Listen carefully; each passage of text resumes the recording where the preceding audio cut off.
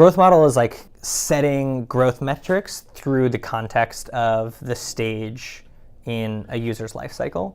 So you've obviously got like infinite different growth metrics that you can be looking at. And like the highest level ones that are useful but still specific enough are the ones that generally end up in a growth model, because like acquisition versus activation versus retention, all super important. There are also like sub metrics that you can use to better understand those and drive growth. But they also represent discrete stages in the customer's life cycle. So like setting goals through the context of where the customer is in their life cycle helps you also like design programs, campaigns, and experiments based on who that customer likely is, how much do they know about your brand, how much have they interacted with you in the past, and what actions have they taken. So that way you can kind of line up all of your different experiments against these different like key high-level metrics in your growth model. You will end up undoubtedly having like sub-metrics underneath these. There are like, for each one of these, there's a set of different inputs that gives you like that high-level metric. Like your revenue numbers could be, like you could focus on revenue per user. You could focus on number of users who are paying. Both of those things will ladder up into total revenue, but there are different ways to increase total revenue.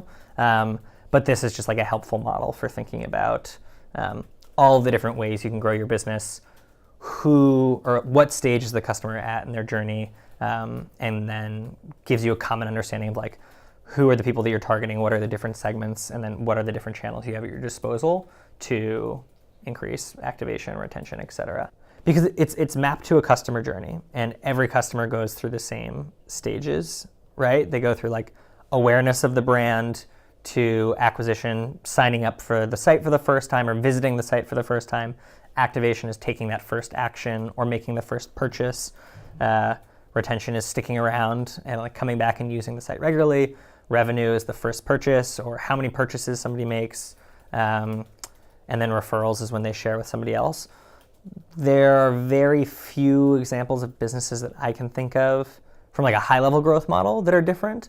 The probably biggest differences are in the channels that you use to influence those different metrics. That's probably what varies most widely across businesses.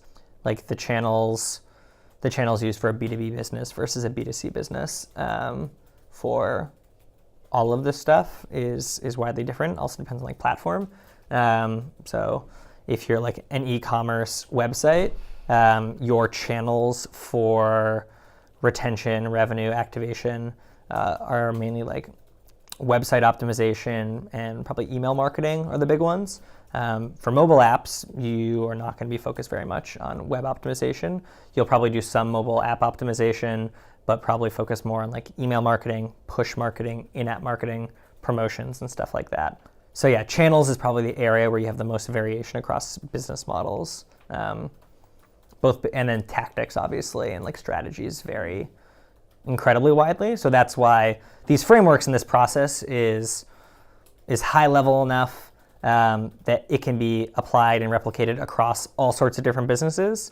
And then you can just fit these tactics and methodologies to any business, regardless of variances in channel or any of that stuff.